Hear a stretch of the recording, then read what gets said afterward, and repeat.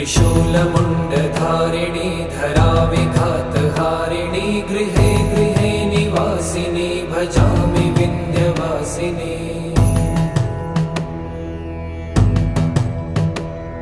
दरिद्रदुःखहारिणी सदा विभूतिकारिणी वियोगशोकहारिणी भजामि विन्ध्यवासिनी।